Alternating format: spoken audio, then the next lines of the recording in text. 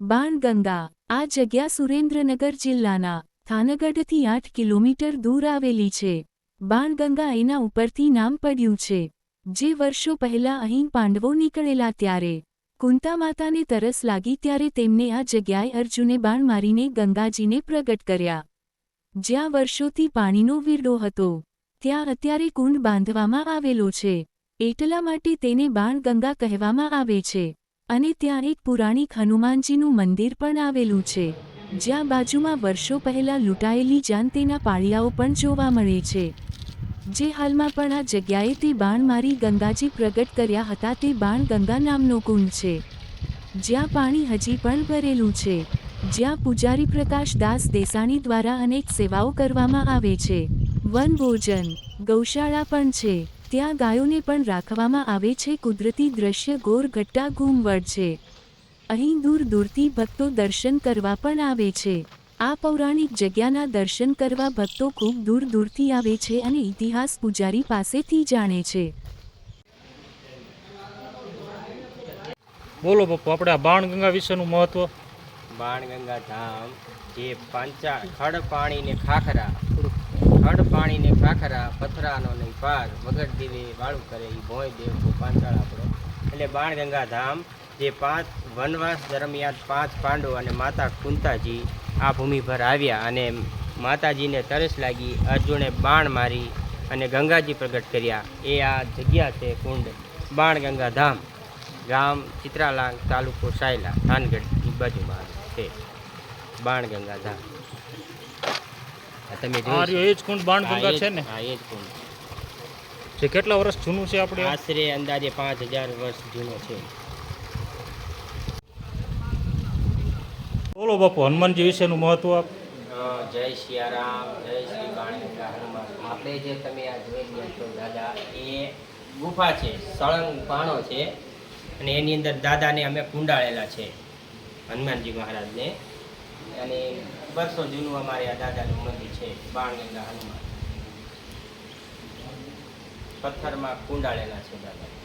કેટલા વર્ષ જૂનું છે આ મંદિર? આશરે આના તો 3-4 પાંડવો વખત છે, 3-4000 વર્ષ. પાંડવો વખતનું પાંડવે બાણ મારેલા છે.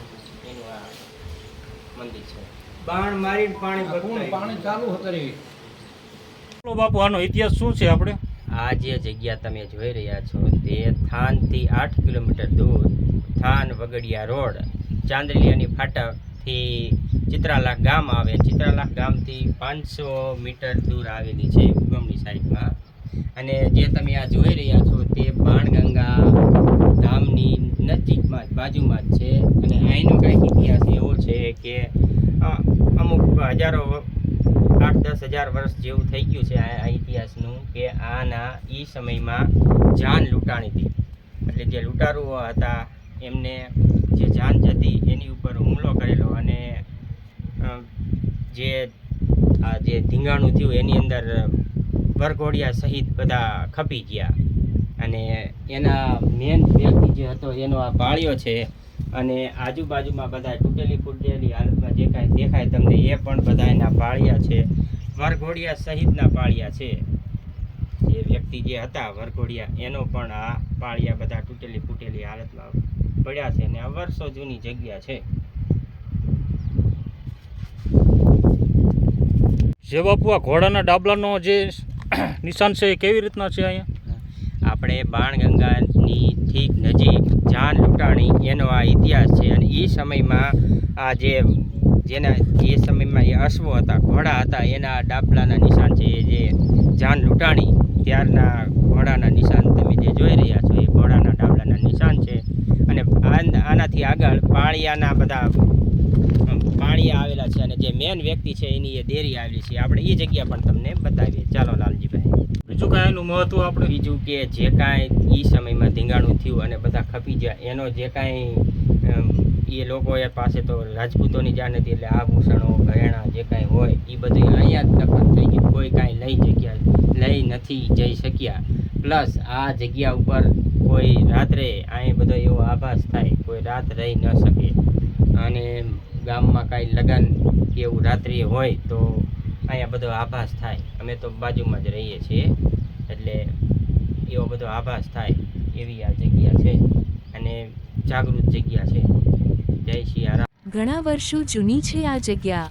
અહીં જાન લૂંટાણી હતી તેના પાળિયાઓ આપ જોઈ રહ્યા છો. લખાણાય છે બધું એવું તમારી રીતે બધું એડિટિંગ કરજો.